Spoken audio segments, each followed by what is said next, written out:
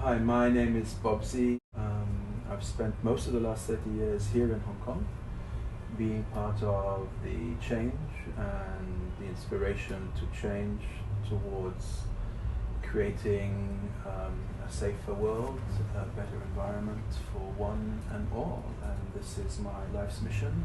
My parents are of English heritage, but we were living in Beirut, and I was 10 when the Civil War started, and I remember the morning the Civil War really sparked off, and it was a Monday morning. We would have been going to school, and Mummy came into the bedroom and woke us up, as she normally does on a school day, and instead of saying, "Okay guys, come on, it's time to go to school," she said, "There's no school today because a bus has been ambushed and everybody on the bus has been shot, and there's no school, so you can stay in bed." And for me, that was music to my ears. Those are my very first memories of the Civil War erupting. So we were living in Christian East Beirut. When the war erupted, Beirut divided into West Beirut and East Beirut. And predominantly the Christians had moved to East Beirut, and predominantly the Muslims were living on West Beirut, of course, but there was always a melange. But after the war erupted, my mother, being fully English, said, "Let's go to England, what are we doing here?" My daddy, being half Lebanese, said, "No, the war's going to end, let's stay here, our livelihood is here, the schools are here, our business is here, our families are here." So my family split in two. And of course, Daddy always thought that the war would end and then the family would reunite, but it never did. Because once my mummy and my sister got to England, the war really erupted. So there were no telephone lines, no postal service, no electricity, no running water. So we were isolated, in a sense, from the outside world. And the war got more and more aggressive, and especially the first 2 years, 1975, 1976, were brutal, because that became a sectarian war. So Muslims were killing Christians, Christians were killing Muslims, Druze were killing Christians. Everybody was killing everybody else based on their identity.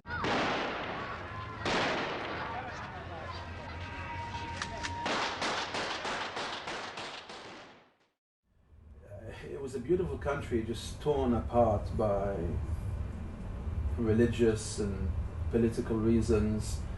But at the end of the day, it was the Cold War playing itself out. So you had the Americans facing the Russians. Under the Americans, you had the Israelis. Under the Israelis, you had the Christians. From the other side, you had Russia, Syria, Muslims, Palestinians. So it became a chessboard game for the Cold War. And once the Cold War ended, the war in Lebanon also ended in 1990. As far as we were concerned, we were Christians, Lebanese, defending democracy, defending civil rights, defending our Lebanese lifestyle. And in our minds, we were surrounded by a sea of Islam and Palestinians and Syrians and God knows who, trying to attack and wipe out the Christians.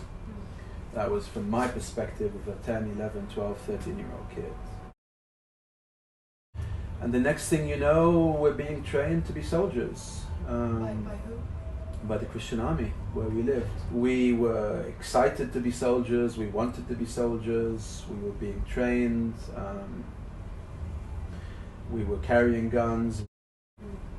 So the older boys who were going to the front line to fight, or going up to the mountains to fight, they would have been all 16, 17, 18 and older, into their 20s, 30s, 40s.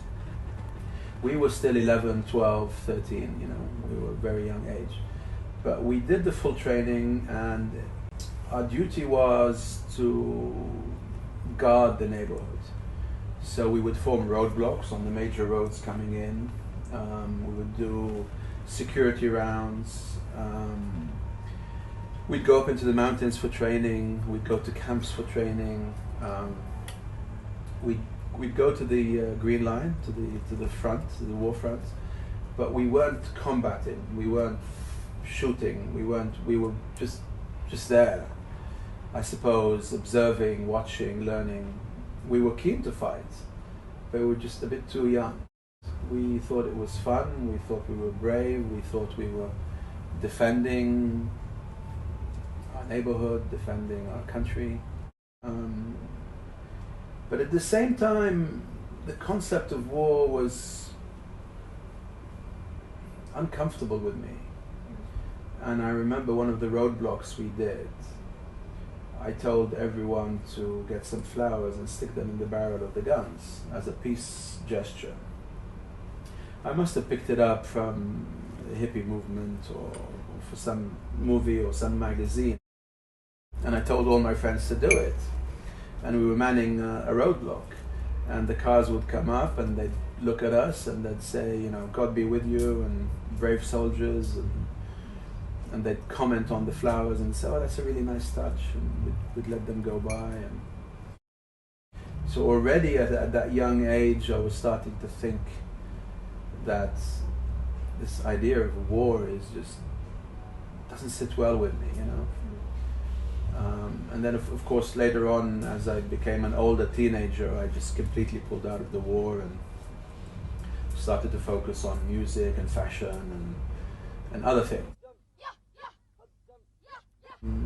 Quite a remarkable part of growing up, to be a war child at such a young age, you know. Life never stopped. It would come to a halt, especially if the war or the bombing was very close to where you lived, and you'd have to take shelter, you'd have to just we spent 2 weeks in the basement at one stage, unable to go up above ground. You know, war brings people closer together. And it divides them. Of course. It brings out the best and the worst in humanity, as we all know from the Second World War and the First World War and all the wars that have happened.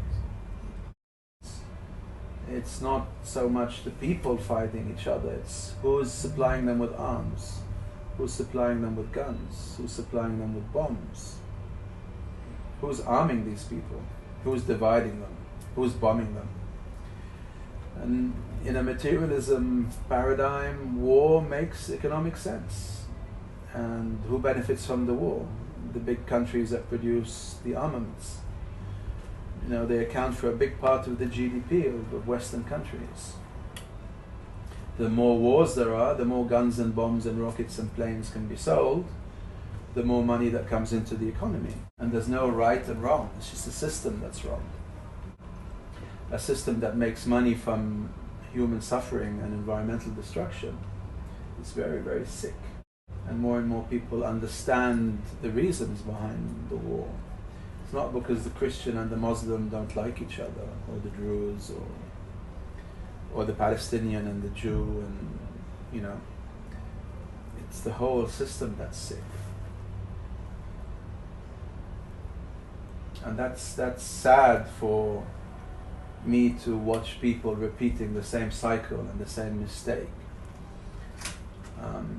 It's almost insane. You know, one definition of madness is to keep on repeating the same experiment and expecting different results every time. And one could apply madness to the war between the Palestinians and the Israelis, between Palestine and Israel, or between Christians and Muslims,